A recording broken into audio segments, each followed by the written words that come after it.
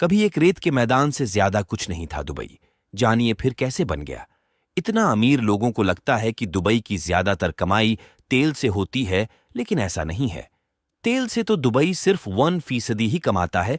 20% कमाई तो global tourism से करता है। यही वजह है कि दुबई अब अमीर बन गया है। आज के वक्त में दुबई दुनिया भर के लिए आकर्षण बना हुआ है, लेकिन ऐसा हमेशा से नहीं था।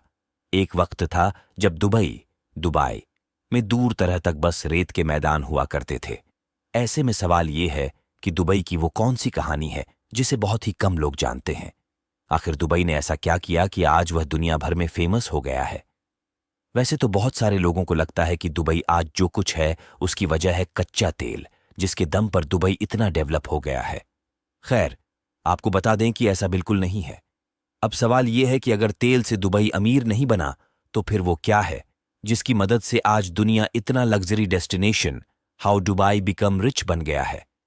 आइए जानते हैं एक रेगिस्तान के दुबई बनने की कहानी। इसकी कहानी शुरू हुई थी कई दशक पहले। ये सब मुमकिन हुआ दुबई के शेख राशिद बिन सईद अल मखतूम और उनके बेटे शेख मोहम्मद बिन राशिद अल मखतूम की वजह से। दुबई के विकास की दास्तां तब शुरू हुई जब ओमान और इराक जैसे दुबई के आसपास के इलाकों के लिए दुबई एक कनेक्टिविटी रूट की तरह सामने आया। एक ट्रेडिंग पॉइंट बनने से पहले तक दुबई सिर्फ मोती पैदा करने और मछली के बिजनेस के लिए जाना जाता था। उसके बाद दुबई दुनिया की नजर में आने लगा। दुबई में तेल का भंडार मिला तो बदल गया। सब 1950 के दशक में दुबई में तेल की खोज हुई, जिसके बाद दुबई समेत पूरे यूएई की इकोनॉमी तेजी से बढ़ने लगी। हालांकि कुछ ही वक्त में दुबई को यह समझ आ गया था कि सिर्फ तेल के सहारे लंबे वक्त तक देश को चला पाना मुमकिन नहीं है। इसके बाद तेल से निर्भरता को हटाते हुए मॉडर्न दुबई बनाने के लिए शेख राशिद बिन सईद अल मखतूम ने अहम कदम उठाए। उन्होंने 1958 में दुबई की सत्ता संभाली और करीब 32 सालों तक राजा बने रहे। जब शेख राशिद ने संभाली दुबई की बागडोर, जब राशिद बिन सईद के हाथ दुबई की बागडोर गई, उस वक्त मछली और मोती का बिजनेस लगभग बर्बाद हो चुका था और पूरी इकोनॉमी तेल के निर्यात पर निर्भर थी। राशिद बिन सईद की एक बात को अक्सर कोट किया जाता है। उन्होंने कहा था, मेरे पिता ऊंट की सवारी करते थे, मैं मर्सिडीज चलाता हूं। मेरा बेटा लैंड रोवर चलाता है, उसका बेटा लैंड रोवर चलाएगा, लेकिन उसका बेटा ऊंट की सवारी करेगा। यानी उनका कहने का यह मतलब था कि तेल का खजाना लंबे वक्त तक देश को आगे नहीं ले जा पाएगा। कमाई के दूसरे तरीकों पर किया फोकस। इसके बाद राशिद बिन सईद ने कमाई के दूसरे तरीकों पर फोकस करना शुरू किया। वह सीधे पहुंचे ट्रेडिंग पोर्ट पर और उसे डेवलप किया। वहां पर एक ड्राई डॉक भी बनाया जहां तमाम शिप रिपेयर किए जाते थे। उस वक्त तक आसपास के देशों में यह पहला ऐसा डॉक था। उसके बाद पोर्ट के आसपास के इलाकों को विकसित किया और उसकी पूरे दुबई से कनेक्टिविटी का इंतजाम किया। उन्होंने 1975 कनेक्टिविटी के मकसद से अलशिंदगा टनल बनानी शुरू की, जिससे इंटरनल कनेक्टिविटी आसान हो गई। स्काई स्क्रैपर भी बनाए। 1979 में उन्होंने दुबई में होने वाले इवेंट्स के लिए एक स्काई स्क्रैपर बनाने का फैसला किया। बता दें कि जिस बिल्डिंग की ऊंचाई 490 फुट से अधिक होती है उसे स्काई स्क्रैपर कहा जाता है। इसके बाद 39 मंजिला दुबई वर्ल्ड ट्रेड सेंटर बनाया गया, जो खूब फेमस हुआ।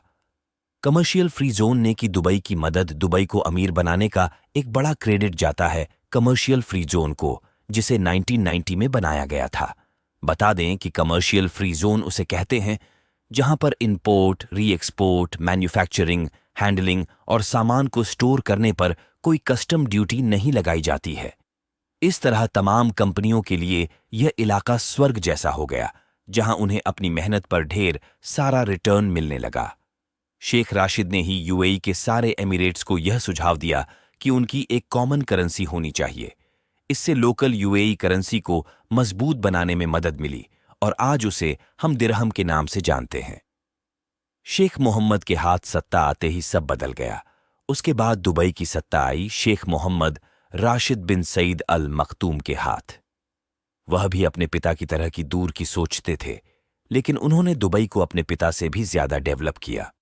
उन्होंने भी अपने पिता की तरह ट्रांसपोर्ट और कनेक्टिविटी को बेहतर करने की दिशा में खूब काम किया।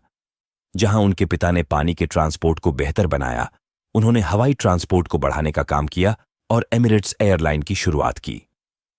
1989 में उन्होंने दुबई एयर शो की शुरुआत की, जो अब दुनिया भर में फेमस है। शुरू हुआ दुबई को ग्लोबल टूरिस्ट डेस्टिनेशन बनाने का सफर। शेख मोहम्मद असल में दुबई को ग्लोबल टूरिस्ट डेस्टिनेशन बनाना चाहते थे। इसकी शुरुआत हुई तमाम बड़े बड़े होटल बनाने से। 1999 में दुबई में बुर्ज अल अरब होटल बनाया गया, जो दुनिया का पहला 7 स्टार होटल है। इसके बाद एक के बाद एक दुबई में ढेर सारे लग्जरी होटल बने। दुनिया भर से लोग यहां होटल का मजा लेने आते हैं। अगर दुबई के टूरिज्म की बात करें तो यह सालाना करीब 20 अरब डॉलर का है, और इसके पीछे दुबई के लग्जरी होटलों का अहम योगदान है। Ease on of doing business से बन गई बात आज के वक्त में दुबई में मॉडर्न चिड़ियाघर, मॉडर्न गैलरी और स्काई डाइविंग भी खूब होती है, जो लोगों के लिए आकर्षण का केंद्र हैं।